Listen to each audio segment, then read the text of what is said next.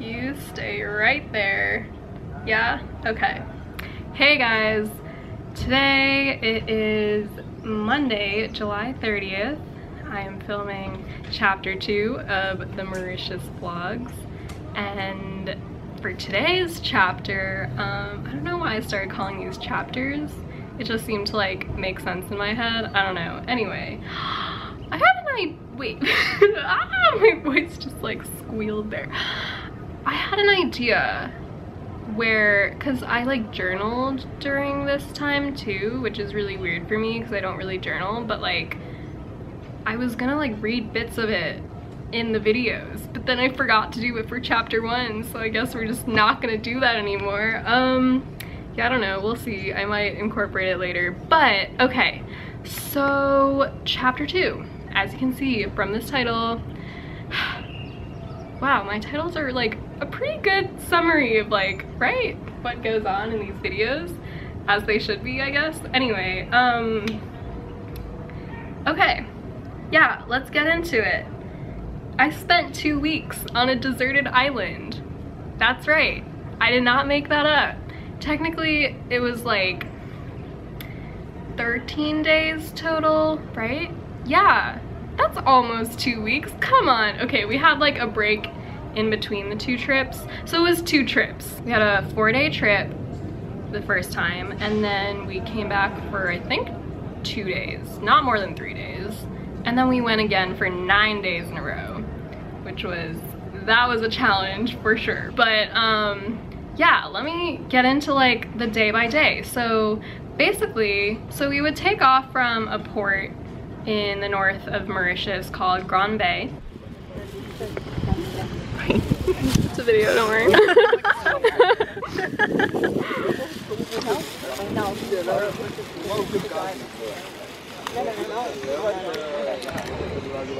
We would take this catamaran and head up north. There was an island in between Mauritius and Flat Island called Coin de Mire, and I don't remember what that means in English. I think it means like corner of sight. I'm not sure though. But yeah, behind that, or to the north of that, was Flat Island, which is where we spent our time excavating for 2 weeks. Basically, this island had no electricity and no running water, so we had to bring all of our water that we were gonna use for the trip in jerry cans. And basically when we got to the island, we just had to like lift all the stuff that we brought, including the water, to our campsite, which was like pretty close to the beach that we landed on. But yeah, and then we pitched our tents, we put all the food into a food tent, and then we had to like make sure that it was secure and that no insects or animals could get into it. And that was how we lived on Flat Island. We did bring some propane tanks to like cook things on, and there was kind of like this picnic table-y setup that was already there because the forest rangers and coast guards would like be there pretty often. And then at night we would like hang tarps around the setup so that it would like block us from wind and rain. Yeah, there would be like flash storms, kind of like it would just start pouring rain, but just for like 15 minutes and then it would stop. Like, but this would happen every single day. So the rain is coming down really heavy right now and it's dripping on my head. Stay for the vlog.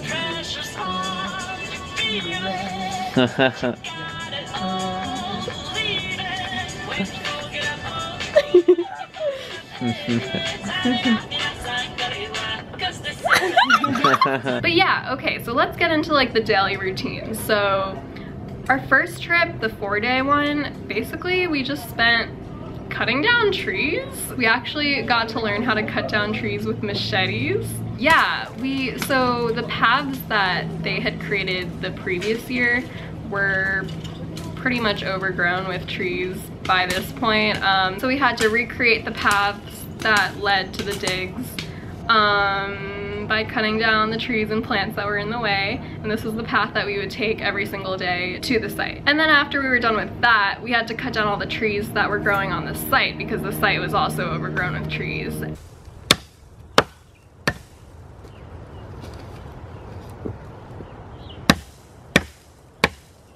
And so that is what we did for 4 days. So we would get to work at around 8 or 9 in the morning, and since it was winter in Mauritius, because it's in the southern hemisphere, the sun would set around 5 every day, so we would always have to get back to our campsite at 4. So it wasn't that long of a work day, but it was pretty intense. So yeah, we would eat breakfast at our camp.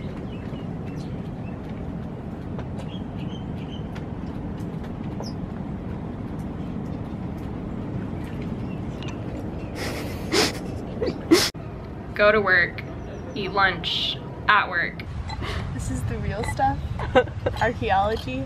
I'm digging. I'm excavating. Excavating.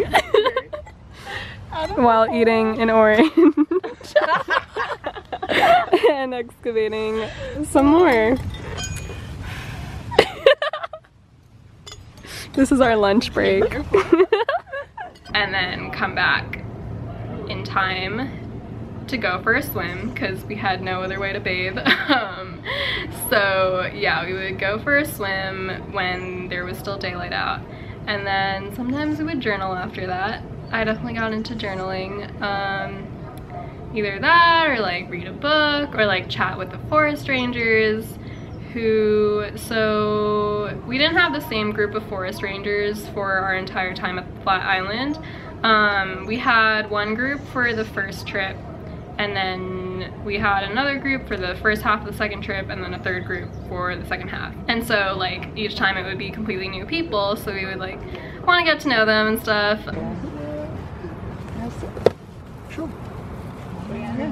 Oh, le petit crabe, il y avait un petit crabe. Ah, il a mis. Ah, cool. C'est ça qui bougeait tout à l'heure. Still alive. Très gentil. Crabe. Don't give it names. What name it is? Krabby. And then once the sun started to set, we would start making dinner. Most of our dinner was like pre-made already. It was like fried rice or something that we just had to heat up. But if we caught fish, which we did do actually, we caught some really cool looking fish. And when it's become bigger, it tends to become more blue. You see, it's quite green. Green, yeah. The bigger it becomes, it becomes more blue. Yeah, then we would either fry the fish or make stew out of it. We also caught crabs. Oh my gosh, okay. I don't know if I'll include it in here, but catching crabs is an adventure. Like, I had no idea how to catch crabs before this trip, and I became kind of a pro at it. So that's how we spiced up our menu sometimes. But yeah, dinner was a really cool time because like everyone would eat together at the same table. So our professors, our postdocs, the undergrads and the forest rangers would all like sit together and have a meal, and we could just like chat about whatever we wanted to. Just really interesting because I feel like normally at school there's like kind of like more distinctions between like, oh, I'm a student and this is a professor that I'm speaking to, and thus I have to speak in like this very specific way because of the roles that we have. But in this field school, like that kind of went away a little bit. Like we could have some really real conversations with our professors, and yeah, I think I really learned a lot from these people. And these conversations would like go pretty late into the night. We would go to bed pretty early because there was no light. Literally, if you left like the dinner table, you had to bring your own flashlight so you could actually see where you were going. But yeah, sometimes we would go down to the beach. Yeah, the water was still warm and like the wind usually died down at night. Oh, also, oh my god, the amount of stars you could see. Okay, because Mauritius is literally like in the middle of the ocean. To its left is Reunion Island, which is even smaller.